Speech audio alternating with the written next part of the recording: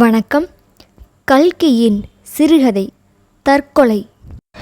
தற்கொலை, ஆம், அந்த பயங்கரமான முடிவுக்கு வந்தான் ஜெகநாதன்.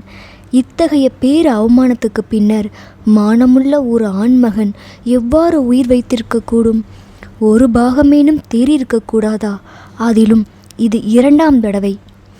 இன்டர்மீடியட் பரீட்சையில் ஜெகநாதன் முதல் தரத்தில் தேறியவன். அதுவரை ஒரு வகுப்பிலாவது பரீட்சையில் தவறியது கிடையாது. BA வகுப்பில் முதல் முறை 2 பாகத்திலும் தவறிய போது அவன் அடைந்த ஏமாற்றமும் துயரமும் சொல்ல தரமல்ல. ஆயினும் எப்படியோ சகித்து கொண்டு 2ஆம் முறை அதிக கவலையுடன் படித்தான். ஆயினும் பயனென்? மேல்மாடி காலி என்பதற்காக அவன் கேலி செய்த மண்டுக்கள் எல்லாரும் தேறிவிட்டார்கள். அவன் மட்டும் அம்முறையும் தவறிவிட்டான். 2 பாகத்திலும். அவமானம், அவமானம். தற்கொலையினாலன்றி இந்த அவமானம் தீருமா? இது ஒரு புறம் இருக்கட்டும். செல்லத்தின் முகத்தில் எவ்வாறு விழிப்பது? தன்னிடம் அளவிருந்த காதல் வைத்துள்ள அப்பேதை இவ்வவமானத்தை எங்கனம் சகிப்பாள்? பரீட்சைக்கு 4 மாதங்களுக்கு முன்பு செல்லத்தை பிறந்தகத்துக்கு அனுப்பிய போது அவளுக்கும் தனக்கும் நிகழ்ந்த விவாதம் ஜெகநாதனுக்கு நினைவு வந்தது. அவள் அப்போது கூறினாள், என்னை ஏன் அனுப்புகிறீர்கள்? நான் உங்கள் படிப்புக்கு எவ்விதத்திலாவது குறுக்கே வருகிறேனா? நான் இருந்தால் உங்களுக்கு எவ்வளவோ சௌகரியமாயிற்றே. உங்கள் அறையை பெருக்கி சுத்தமாய் செய்கிறேன், புத்தகங்களை அடுக்கி வைக்கிறேன், குளிப்பதற்கு வெந்நீர் போட்டு கொடுக்கிறேன். இரவில் நீங்கள் படிக்கும்போது உங்கள் படுக்கையை விரித்துவிட்டே நானும் சென்று படுத்துக்கொள்கிறேன். உங்களுக்கு எவ்வளவு நேரம் மீறியாகிறது? ஹோட்டலிலே சாப்பிட்டு கொண்டு தனி அறையில் இருந்தால் இவைகளை எல்லாம் நீங்கள் தானே செய்ய வேண்டும். இவ்வளவு சௌகரியம் இருக்குமா? எனக்காக நீங்கள் அதிக நேரம் செலவிடுவதேனும் உண்டா? மாலை பொழுதனில் நீங்கள் வெளியில் இருந்து வந்ததும் 1/2 மணி நேரம் மாடியில் உட்கார்ந்து பேசிக்கொண்டிருக்கிறோம். இதை தவிர வேறு எப்போதாவது உங்கள் படிப்புக்கு குறுக்கே நான் வருகிறேனா? மேலும் உங்கள் தேக சௌகரியத்தை என்னை போல் யார் கவனிப்பார்கள்? செல்லம்மாளின் இவ்வளவு வாதமும் அப்போது ஜெகநாதன் செவியில் ஏறவில்லை. சென்ற வருஷம் பரீட்சையில் தவறியதும் அவன் நண்பர்களும் மற்றவர்களும் ஆம்படையால் ஆத்துக்கு வந்ததும் பையன் சொல்லி போட்டு விட்டான் என்று கேலி செய்தது அவன் மனத்தை விட்டு அகலவில்லை. இந்த கேலி பேச்சு தன் உள்ளத்தில் உரித்து கொண்டே இருந்தது. கடைசியில் தான் பரீட்சையில் தவறியதற்கு தன் மனைவியே காரணம் என்னும் நம்பிக்கையை உண்டு பண்ணிவிட்டது. எனவே இம்முறை அவளை ஊருக்கு அனுப்பியே தீர வேண்டும் என்றும் இல்லாவிடில் தனக்கு பரீட்சை தேராதென்றும் அவன் நிச்சயம் செய்து கொண்டிருந்தான். இப்போதோ அவ்வளவு பிடிவாதமாக என்னை ஊருக்கு அனுப்பினீர்களே, பரீட்சையில் தேறிவிட்டீர்களா என்று செல்லம் கேட்டால் என்ன விடையளிப்பது? தன் புண்பட்ட மனத்தை இன்னும் புண்படுத்தக்கூடாதென்று அவள் இவ்வாறு கேளாமல் இருக்கலாம். தேறுதலும் சொல்லலாம். இருந்தாலும் அவள் மனத்தில் இவ்வெண்ணம் இருக்கத்தானே செய்யும். அவள் முகத்தில் விழிப்பதெப்படி? இனி கிராமத்தில் உள்ள பெற்றோர்களோ? அவர்களை பற்றி எண்ணிய போதே ஜெகநாதனுக்கு வயிறு பகீர் என்றது. தகப்பனார் உழையாத உழைப்பும் உழைத்து மூத்த புதல்வனான தன்னை படிக்க வைத்தார். இப்போது அவருக்கு தள்ளாத வயது வந்துவிட்டது. குடும்பத்துக்கு 1500 ரூபாய் கடன் இருந்தது. இன்னும் 2 புதல்விகளுக்கும் கல்யாணம் நடக்க வேண்டும். ஒரு பையனை படிக்க வைத்தாக வேண்டும். நிலத்தில் கிடைக்கும் வருமானம் காலட்சேபத்துக்கே போதும் போதாதாய் இருக்கிறது. ஜெகநாதனுக்கு வாங்கின வரதட்சணை ரூபாய் 2000-ல் 1 பைசா கூட தொடாமல் அவன் BA படிப்புக்காக கொடுத்துவிட்டார். அவன் உத்தியோகம் செய்ய போகிறான் என்ற நம்பிக்கையே குடும்பத்துக்கு இப்போது ஆதாரமாய் இருந்து வந்தது. போன வருஷமே அவர்கள் அடைந்த ஏமாற்றம் வர்ணிக்க தரமன்று.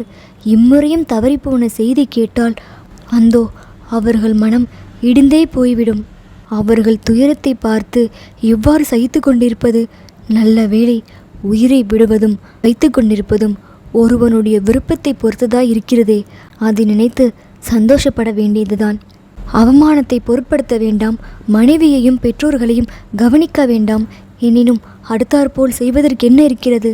வரதட்சணை பணம் ரூபாய் 2000ம் இந்த 3 வருஷங்களில் செலவழிந்து போயிற்று. பேங்க் கணக்கில் 30 ரூபாயோ என்னமோதான் பாக்கி. இன்னும் 1 வருஷம் படையெடுத்து சென்று பரீட்சை கோட்டையை முற்றுகை போடுவதென்பது இயலாத காரியம். மாமனாரிடம் பணம் கேட்கலாமா? செய், அதைவிட நாக்கை பிடுங்கிக் கொண்டு உயிர் விடலாம். உத்தியோகத்துக்கு போகலாம் என்றாலோ? பரீட்சையில் தவறிய BAக்கு என்ன சம்பளம் கொடுப்பார்கள்? 30-35க்கு மேல் இல்லை.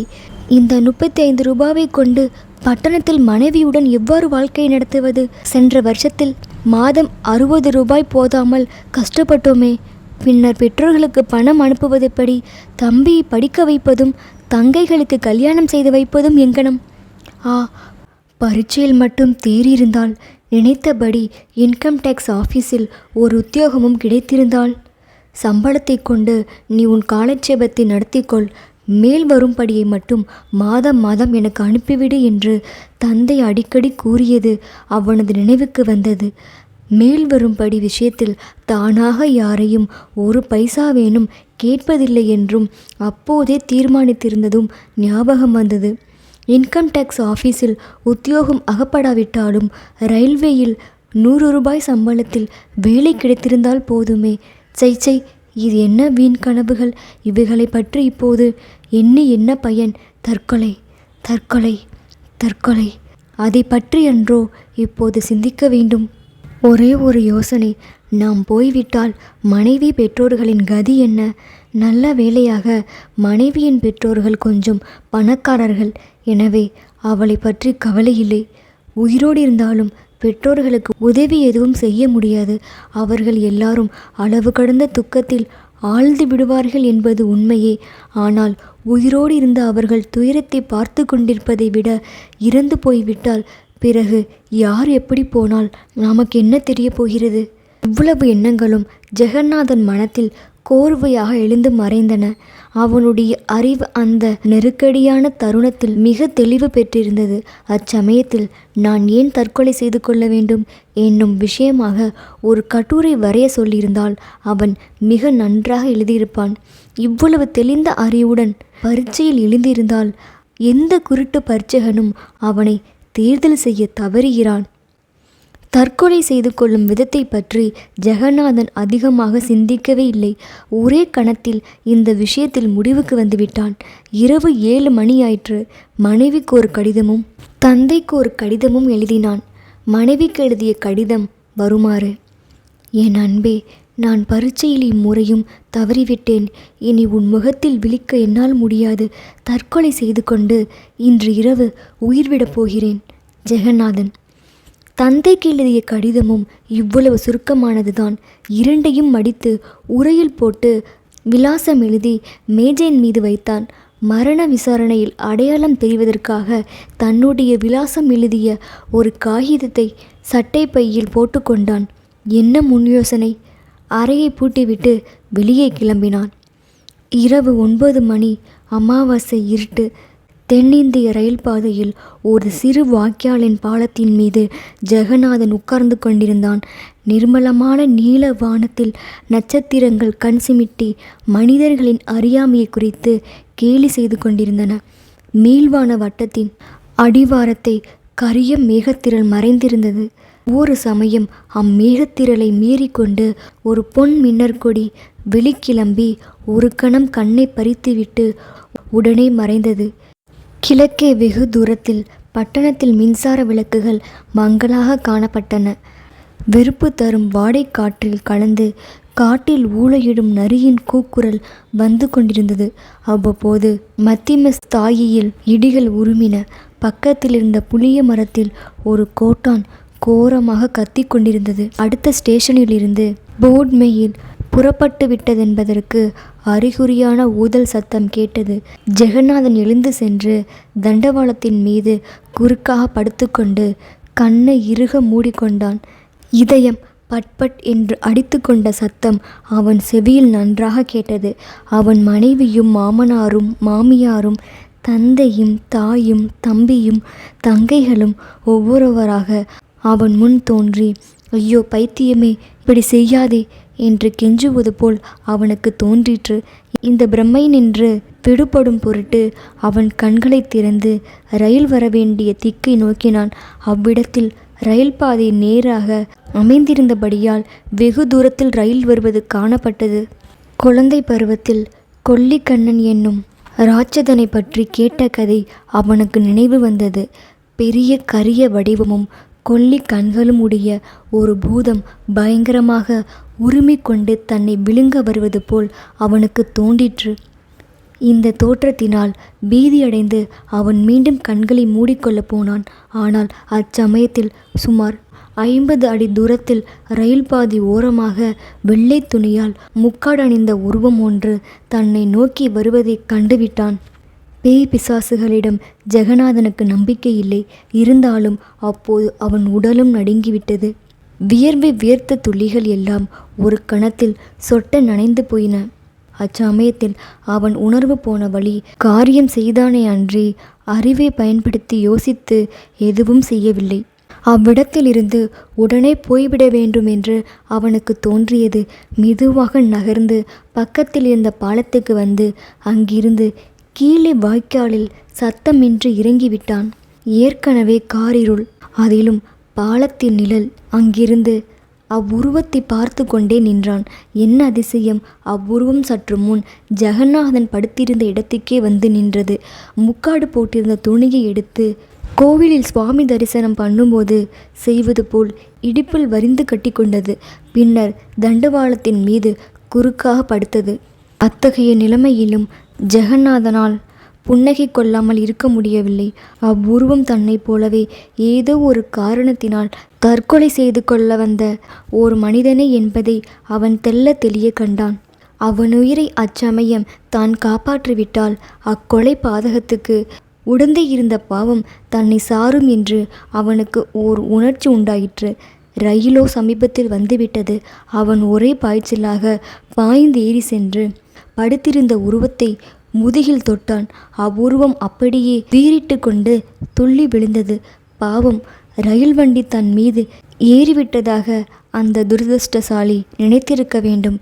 ஜெகநாதன் அதனை பாதி தூக்கி கொண்டும் பாதி இழுத்து கொண்டும் கீழே பாலத்தின் அடியில் கொண்டு வந்து சேர்த்தான். ஆம், 3 ஆண்டுகளாக நான் அலையாத இடமில்லை, போகாத ஆபீஸ் இல்லை. விண்ணப்பம் எழுதி எழுதி கையும் சலித்து விட்டது. நடந்து நடந்து காலும் ஓய்ந்து விட்டது. மனைவியையும் 2 குழந்தைகளையும் காப்பாற்றியாக வேண்டும். பேங்கில் 2000 தான் பாக்கி. அதை வைத்து கொண்டு எங்கேயாவது கிராமத்திற்கு போய் அவர்களாவது சௌகரியமாய் இருக்கட்டும் என்ற முடிவுக்கு வந்தேன். இன்னும் 2 வருஷம் நான் இந்த நகரத்தில் இருந்து வேலை தேடிக்கொண்டிருந்தால் அந்த பணமும் தொலைந்து போய்விடும். பின்னர் என் மனைவி குழந்தைகளின் கதி என்ன? ஆகையினாலேயே இன்று முடிவாக BA பட்டத்துக்குரிய பத்திரத்தை சர்வ கலாசாலை ரிஜிஸ்டராருக்கே திருப்பி அனுப்பிவிட்டு உயிரை விடும் துணிவுடன் புறப்பட்டு வந்தேன். நீர் அதற்கு குறுக்கே நின்றீர் என்று கூறி முடித்தார் மகாதேவ ஐயர். ஜெகநாதன் கொல் என்று சிரித்தான். அவர்கள் பாலத்தின் மீது உட்கார்ந்திருந்தார்கள். என் வரலாற்றை உம்மிடம் கூறியது குறித்து வருந்துகிறேன். பிற துன்பத்தை கேட்டு சிரிக்கும் குணமுள்ளவர் நீ என்பது எனக்கு தெரியாது போயிற்று என்று மகாதேவ ஐயர் சற்று கோபத்துடன் கூறினார். தயவு செய்து மன்னித்து விடுங்கள். நான் கூறப்போவதை கேட்டால் நான் சிரித்ததற்கு காரணம் உண்டென்று நீங்களே சொல்வீர்கள். நான் சென்ற வருஷமும் இவ்வருஷமும் BA பரீட்சைக்கு சென்று தவறிவிட்டேன். இதன் பொருட்டு தற்கொலை செய்து கொள்ளும் நோக்கத்துடனேயே நானும் இங்கு வந்தேன். எந்த இடத்தில் நீங்கள் படுத்து கொண்டீர்களோ அதே இடத்தில் ஒரு நிமிஷத்துக்கு முன்பு நான் படுத்து கொண்டிருந்தேன். தங்களை கண்டு பயந்து கொண்டு கீழே இறங்கினேன். BA பரீட்சையில் முதன்மையாக தேறிய தாங்கள் அப்பட்டத்தினால் ஒரு பயன் இல்லை என கண்டு அதை திருப்பி அனுப்பிவிட்டு உயிர் துறக்க துணிந்திருக்கையில் அப்படிப்பட்ட பட்டம் கிடைக்கவில்லையே என்பதற்காக நான் தற்கொலை செய்து கொள்ள தீர்மானித்ததை எண்ணிய போது என்னை அறியாமல் சிரிப்பு வந்துவிட்டது. இப்பொழுது சொல்லுங்கள், நான் சிரித்ததில் தவறு உண்டா என்றான் ஜெகநாதன். இதை கேட்டதும் மகாதேவ ஐயருக்கு கூட நகைப்பு வந்துவிட்டது. சற்று நேரம் இருவரும் இடி இடி என்று சிரித்தார்கள். அந்த நிர்மானுஷ்யமான இடத்தில் அந்த நள்ளிரவில் அவர்களுடைய சிரிப்பின் ஒலியை கேட்டு அதுவரை சத்தம் போட்டு கொண்டிருந்த பூச்சிகள், தவளைகள் முதலியன பயந்து வாய்மூடி கொண்டன. அருகில் இருந்த புளிய மரத்தில் உறங்கிக் கொண்டிருந்த ஒரு பறவை கண் விழித்து கிரீச் என்று கத்திற்று. உயிர்விடும் யோசனையை மறந்து விடுவோம் என்று மகாதேவ ஐயர் கூறினார். ததாஸ்து என்றான் ஜெகநாதன். பின்னர் அவன் சொன்னான், இன்று இரவிலிருந்து நாம் இருவரும் உயிர் நண்பர்களானோம். நாம் இருவரும் ஒரே நோக்கம் கொண்டு இருவரும் ஒருவரது உயிரை ஒருவர் காப்பாற்றினோம். இருவரும் ஏறக்குறைய ஒரே நிலையில் இருக்கிறோம். நம் இருவரையும் சேர்த்து வைக்க வேண்டும் என்பது கடவுளுடைய திருவுள்ளம் போல் தோன்றிற்று.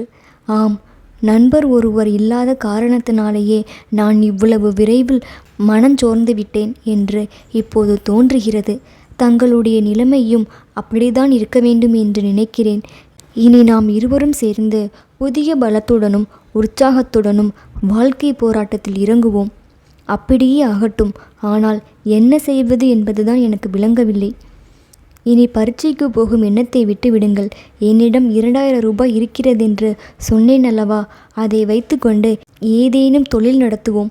இவ்வாறு சற்று நேரம் பேசிக்கொண்டிருந்து விட்டு இருவரும் கைகோர்த்து கொண்டு வீட்டுக்கு புறப்பட்டார்கள். மறுநாள் ஜெகநாதனுக்கு அவனுடைய காதல் மனைவி செல்லத்திடமிருந்து ஒரு கடிதம் கிடைத்தது. அதன் பிற்பகுதியை இங்கே தருகிறோம். இந்த துக்க சமாசாரத்தில் நமக்கு ஒரு சந்தோஷமான அம்சமும் இல்லாமற் போகவில்லை. அத்தைக்கு என்னிடம் எப்போதுமே நிரம்ப பிரியம் என்று தங்களுக்கு சொல்லியிருக்கிறேன் அல்லவா? முந்தைய காலத்தில் நான் அவளுக்கு செய்த பணிவிடை அந்த பிரியத்தை 10 மடங்கு வளர்ந்துவிட்டது.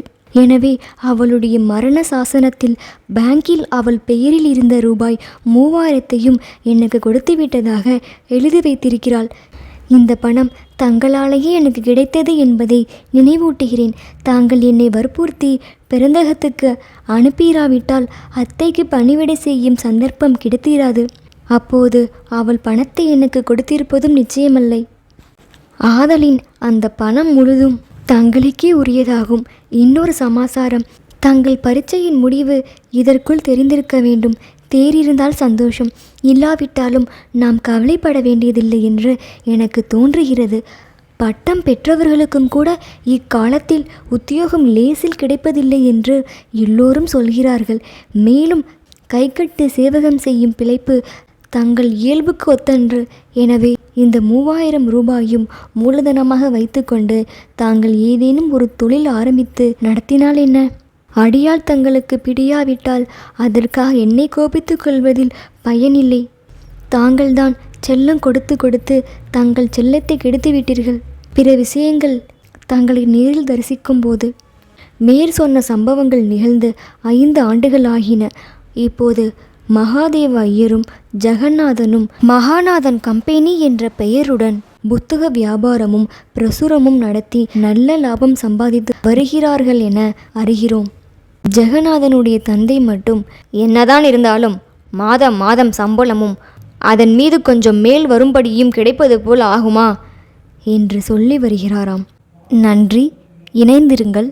இப்படிக்கு எம்மொழியுடன் இப்படிக்கு செல்லம்மா பிரியதர்ஷினி.